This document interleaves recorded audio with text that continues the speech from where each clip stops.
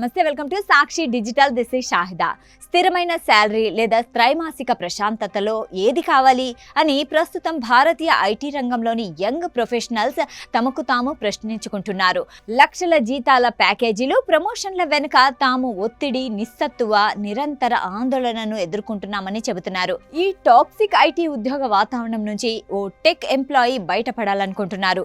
మానసిక ప్రశాంతత ఉంటే జీవితం ఎంతో ఆనందంగా ఉంటుందని భావించి ఉద్యోగానికి గుడ్ బై చెప్పేశాడు. కానీ అతను అనుకున్నట్లుగా జరగలేదు.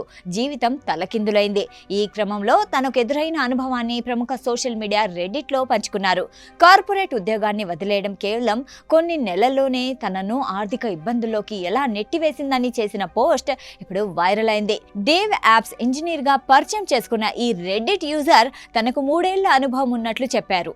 అయితే మానసికంగా అలసిపోవడం వల్ల 2026 ఫిబ్రవరిలో తన ఐటీ ఉద్యోగానికి రాజీనామా చేసినట్లు తెలిపారు.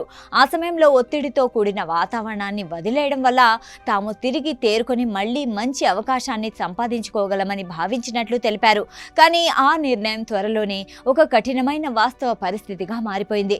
నెలలు గడుస్తున్నా తాను ఇంకా నిరుద్యోగిగానే ఉన్నానని, ఎన్ని ఇంటర్వ్యూలు ఇచ్చినా మల్టిపుల్ రౌండ్స్ క్లియర్ చేసినా ఉద్యోగం రాలేదని ఆవేదన వ్యక్తం చేశాడు. ఇంటర్వ్యూలకు పిలుస్తున్నా ఆ తర్వాత కంపెనీల నుంచి స్పందన ఉండడం లేదని, ఉద్యోగంలోకి తీసుకోవడం లేదని వాపోయారు. ఇది అతని రోజువారీ జీవనం పైన ప్రభావం చూపించింది. తాను అనుకున్న దానికంటే వేగంగా సేవింగ్స్ మొత్తం అయిపోయాయని, దీంతో ఫ్యామిలీ సపోర్ట్తో సర్వైవ్ అవుతున్నానని చెప్పుకొచ్చాడు. ఒకప్పుడు ఆలోచించకుండా డీమార్ట్ వంటి వాటిల్లో షాపింగ్ చేశాను. ఇప్పుడు ప్రభుత్వ రేషన్ దుకాణాల వద్ద నిలబడుతున్నాను. నా ఇంటి ముందు కారు ఉంది, కానీ అందులో పెట్రోల్ పోసేందుకు డబ్బులు లేవు అని రాసుకొచ్చాడు. టెక్నాలజీ రంగంలో మరో రోల్ పొందడం అనేది అసాధ్యంగా మారిపోయిందనే దేవ్ యాప్స్ ఇంజనీర్ వాపోయాడు. తన కుటుంబం కోసం ఐటీ ఇండస్ట్రీస్ వెలుపల వర్క్ తప్పనిసరిగా అంగీకరించాల్సి వస్తుందని చెప్పారు. ఐటీ జాబ్ వదిలేసిన తర్వాత పరిస్థితులు మారిపోయాయని, ఇప్పుడు తాను ఓ నిర్మాణ సంస్థలో నెలకు 25,000కు సూపర్వైజర్గా పనిచేస్తున్నట్లు చెప్పుకొచ్చారు. దీంతోనే కుటుంబానికి ఆసరాగా ఉంటూ నెట్టుకొస్తున్నట్లు చెప్పారు.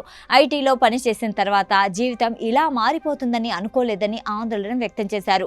నైపుణ్యాలు పెంచుకోవాలని ప్రయత్నిస్తూనే ఉండాలని, మార్కెట్ రికవరీ అవుతుందని చాలా మంది చెబుతున్నా రోజులు గడిచే కొద్దీ కాన్ఫిడెన్స్ తగ్గిపోతుందని వాపోయారు.